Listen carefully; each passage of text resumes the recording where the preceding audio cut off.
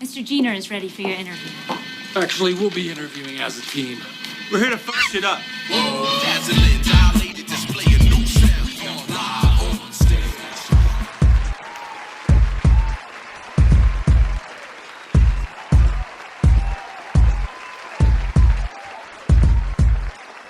What a do, Primate Nation? It's your boy, Joevandotcom, and today we gotta talk about monkeys. Not apes this time. I really do mean monkeys when I say monkeys. Fun fact, did you know they're gods? I didn't know that. Sure, they may not be unique among the animal kingdom to have inspired humans so much as to elevate said species to deification, but we humans did it nonetheless. Big ups to monkeys, man! What it was with monkeys that caused such inspiration, we'll get to that. But first, make sure to like and subscribe. Every time you do, it trains the YouTube algorithm to give not just you more Monke videos, but your family and your friends too. First them, then the world! I'm looking to reach 4,000 subs by the end of 2030, so with your help, we'll get there. Join Primate Nation today! That's my pitch. Now, let's get into the video. Today, we're going to be going over monkey, and maybe an ape, gods of myth and legend. Wow! You may notice a coincidence that the cultures with said monkey gods happen to have the exact same monkey species living locally to them, but that doesn't mean anything, okay? These monkey gods are real, and if anything, the fact that specific monkey species, similar to the ones we have written about, live in the local area is cause to believe it more.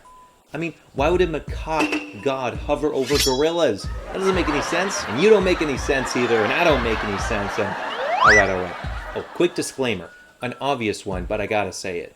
I didn't grow up with these stories. I'm not a part of these cultures. I didn't go to school to learn about these gods, so take everything I'm about to say with a huge grain of salt, okay? I'm a big dum-dum who just so happens to love monkeys. It's just a fair warning.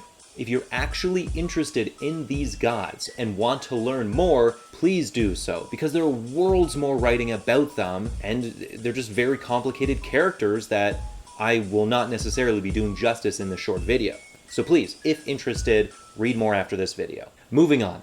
Without any further ramblings, let's just jump into our first monkey god. And that monkey god is Hanuman from India. Yeah, that's right. We're starting hard with this list.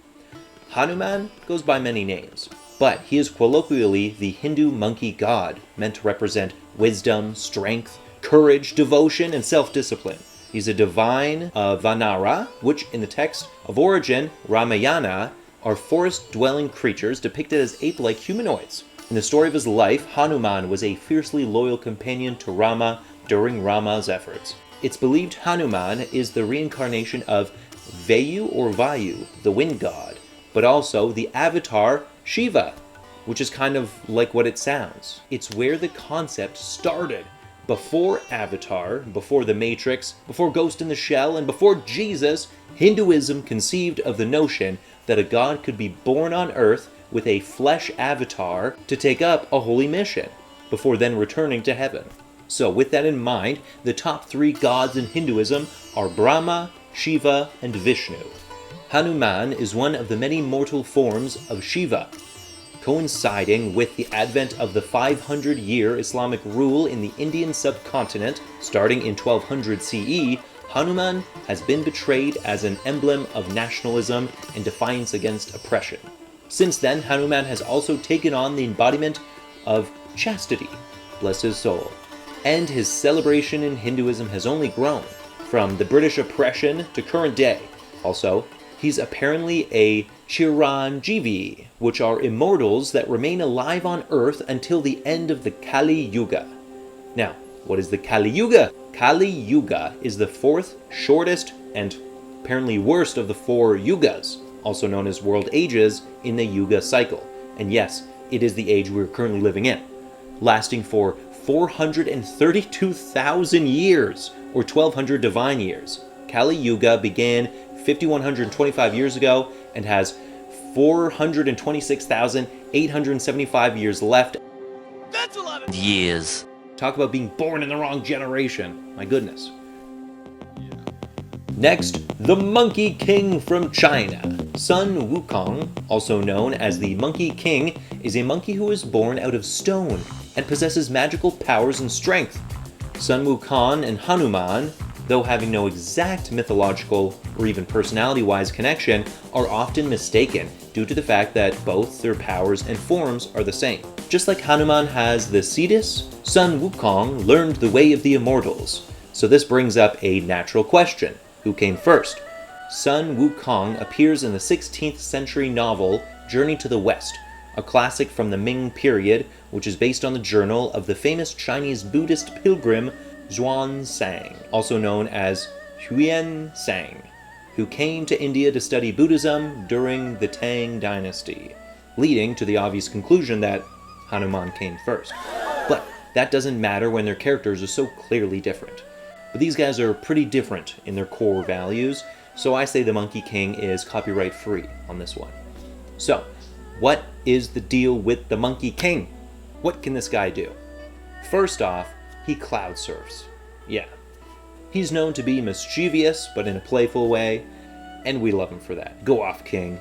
He can copy himself a bunch, too, transform into a bunch of different animals, can freeze people in place, and go invisible. So it's more like, what can't he do? Lore-wise, after rebelling against heaven, he is imprisoned under a mountain by the Buddha. He accompanies the monk Tang Sanzang and 2 other disciples on a white dragon horse, on a journey to obtain Buddhist sutras from India, known as the West or Western Paradise, where Buddha and his followers dwell. For context, a sutra is any short rule, like a theorem, distilled into a few words or syllables around which teachings of ritual, philosophy, grammar, or any field of knowledge can be woven. Want to know how the story ends? Pick up a copy of Journey to the West at your local Barnes & Noble. Next up, we have Sarutahiko Ōkami from Japan. Sarutahiko Ōkami, also known in Japanese as these characters, is a deity of the Japanese religion of Shinto, known as the Great Bright God or Greatly Virtuous God. Sarutahiko is seen as a symbol of misogi, which is a Japanese Shinto practice of ritual purification by washing the entire body. He's also known for embodying strength and guidance, which is why he is the patron of martial arts such as Aikido, an art which practitioners could use to defend themselves while also protecting their attackers from injury.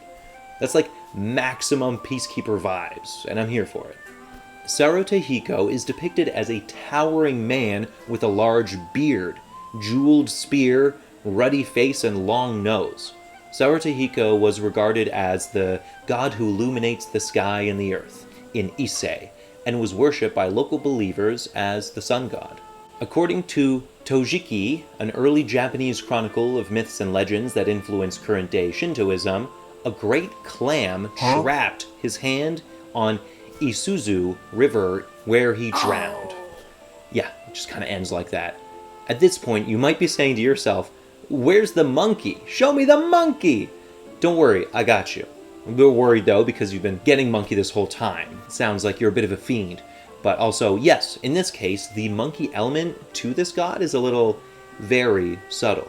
Anthropologist Emiko Onuki Tierney lists 3 factors that identify Sarutahiko as a monkey deity. Saru means monkey. His features, including a red buttocks, which are predominant characteristics of Japanese macaques, and as macaques gather shellfish at low tide. The Tojiki says his hand got caught in a shell while fishing, and a monkey with one hand caught in a shell is a frequent theme of Japanese folktales. Japanese culture is punctuated by subtlety, and for the myths of Sarutahiko to be told back when the world was less literal, it all makes sense. Next, Babi from Egypt. Babi, also known as Baba, in ancient Egyptian religion, was the deification of the Hamadryas baboon, one of the animals present in ancient Egypt. His name is usually translated as Bull of the Baboons, roughly meaning Chief of the Baboons. But baboons were not native to Egypt, meaning that during the reign of the Egyptian Empire, they imported these terrifying motherfuckers possibly to use as hound dogs to capture people. For those who don't know, baboons are extremely aggressive and omnivorous, and Babi was viewed as being bloodthirsty and living on entrails. Consequently, he was viewed as devouring the souls of the sinful after they had been weighed against Mat, which is the concept of truth and order, and was thus said to stand by a lake of fire representing destruction. Since this judging of righteousness was an important part of the underworld, Babi was said to be the firstborn son of Osiris, the god of the dead. Baboons also have noticeably high libidos, in addition to their high level of genital marking, and so Babi was considered to be a god of virility for the deceased. He was usually portrayed with an erection too, and due to the association with the judging of the souls was something depicted as using it as a mast of the ferry. One spell in a funerary text identifies the deceased person's phallus with Babi, ensuring that the deceased will be able to have sexual intercourse in the afterlife. I feel like you gotta make Babi a boss in like a new Doom game or something. Day turned to night, the night back into the morning sun. Joe dreamt of monkey gods all the while.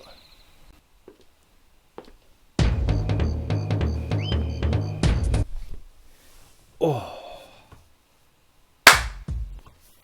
Well, back to it. The Howler Monkey God from Maya. Among the classic Mayas, the Howler Monkey God was a major deity of the arts, including music, writing, and sculptures. When depicting the Howler Monkey God, there are often two monkeys depicted. It may have been for aesthetic reasons, or they could have just been patrons or avatars of the god made flesh. These patrons have been depicted on classical vases in the act of writing books and carving human heads. Oh, how the turntables. Together, these two activities may have constituted a metaphor for the creation of mankind. Oh my god. The bulk of this information comes from the Popol Vuh.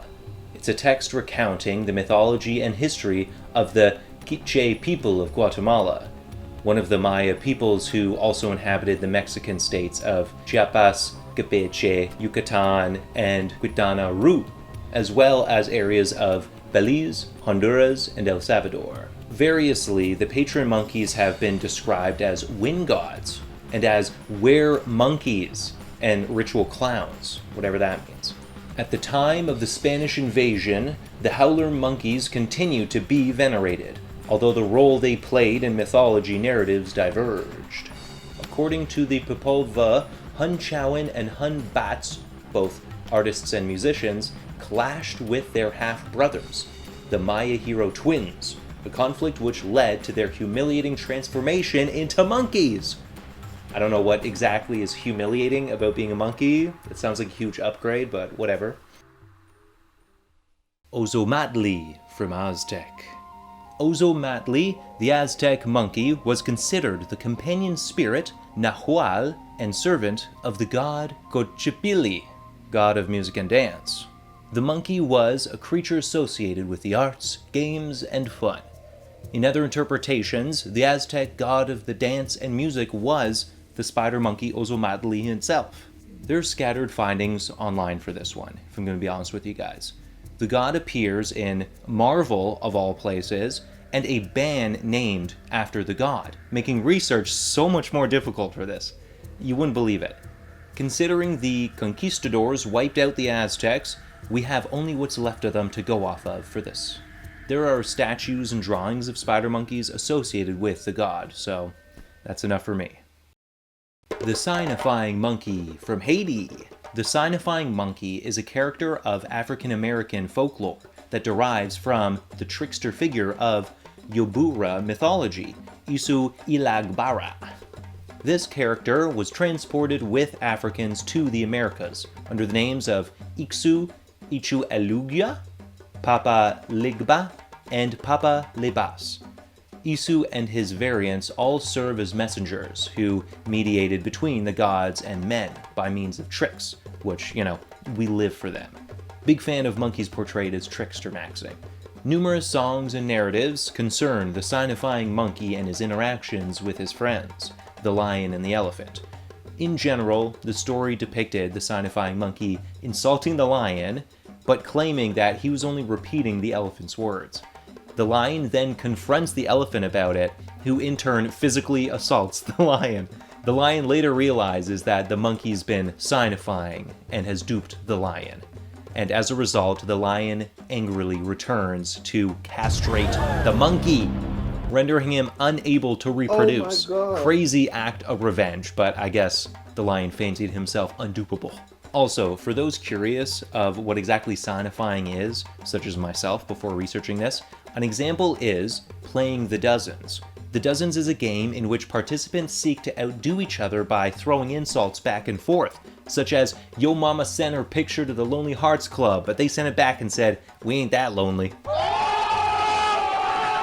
So it's just like a verbal strategy of indirection a la dissing someone, and is usually used in affection, but that all depends on the trust between the partners involved.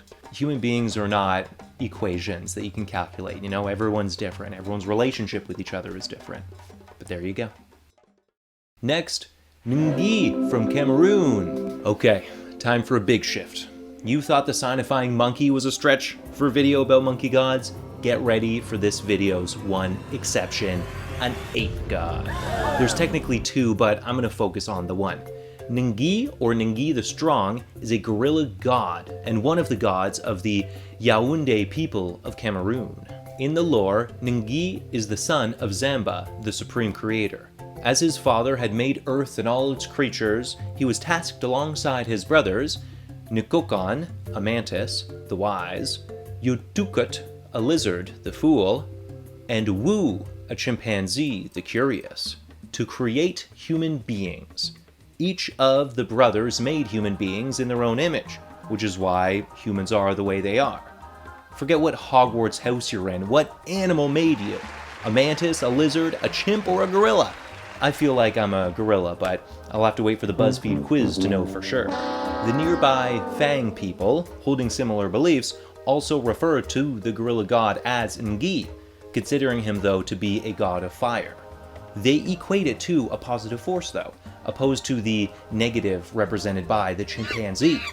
The gorilla was reputedly a patron of the secret Ngi Society up to the late 19th century. Final tidbit here, a fictional tribe of the same name, Fang, in Black Panther was inspired by the worship of Ngi. Finally, the White City from Honduras. Time for the final entry. If you followed the pattern this far, this one shouldn't surprise you. I've been subtly trailing farther and farther away from the subject, and this final entry to my list is the greatest departure yet. But I had to talk about it. This is a hint of a city about a monkey god. What? But I'm getting ahead of myself.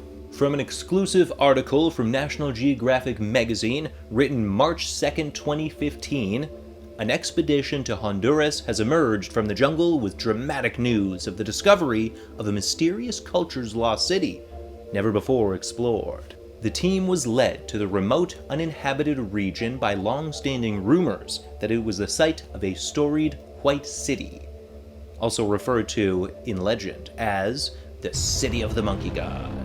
Archaeologists surveyed and mapped extensive plazas, earthworks, mounds, and an earthen pyramid belonging to a culture that thrived thousands of years ago, then vanished. The team, which returned from the site last Wednesday, but this is in 2015, also discovered a remarkable cache of stone sculptures that had lain untouched since the city was abandoned. Christopher Fisher, a Mesoamerican archaeologist on the team from Colorado State University, said the pristine, unlooted condition of the site was incredibly rare. He speculated that the cache, found at the base of the pyramid, may have been an offering. The undisturbed context is unique, Fisher said. This is a powerful ritual display to take wealth objects like this out of circulation. The objects were documented but left unexcavated. To protect the site from looters, its location has not been revealed. The ruins were first identified in May of 2012 during an aerial survey of a remote valley in La Mosquitia, a vast region of swamps, rivers, and mountains, containing some of the last scientifically unexplored places on Earth. Unquote. So, I'm embarrassed for the reporter here, but oceans count as places. I'm sure the intent was land, but I digress. Yes, the idea of knowing our planet through and through completely is at the heart of what caused our species to venture forth into lands unknown in the first place. So I'm all here for the concept. Now, for hundreds of years, explorers and prospectors told tales of the white ramparts of a lost city glimpsed above the jungle foliage. Indigenous stories spoke of a white house or a place of cacao where Indians took refuge from Spanish conquistadors, a mystical Eden-like paradise from which no one ever returned. Which, to me, kind of sounds like the plot of Encanto, if memory serves right. Since the 1920s, several expeditions had searched for the White City, or Ciudad Blanca. The eccentric explorer Theodore Mord mounted the most famous of these in 1940, under the Museum of American Indian, now part of the Smithsonian Institution. Mord returned from Mosquitia with thousands of artifacts, claiming to have entered the city. According to Mord, the indigenous people there said it contained a giant buried statue of a monkey god. He refused to divulge the location out of fear, he said, that the site would be looted. And then this part's kind of crazy. He later committed suicide, and his site, if it existed at all, was never identified. You know, like until now. Most likely, this is the place that he was talking about. In 2017, a book was written titled The Lost City of the Monkey God.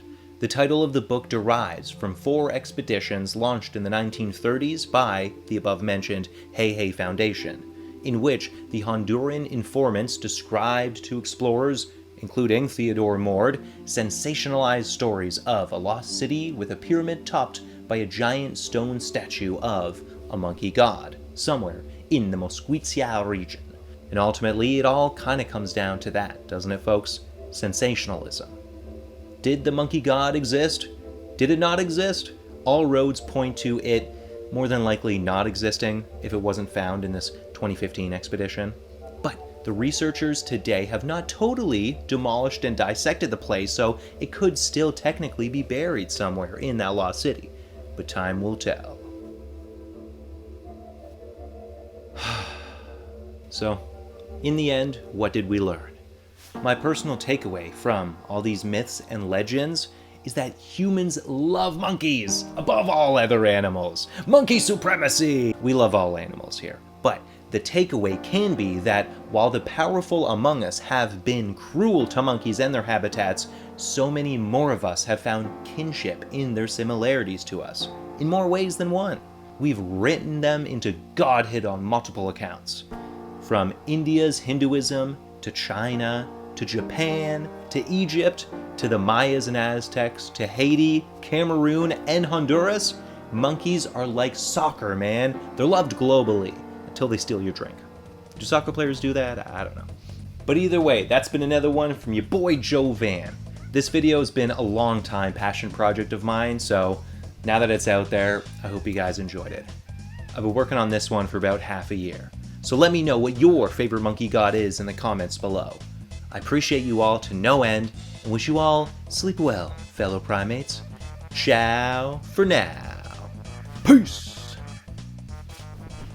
Alright, back to sleep.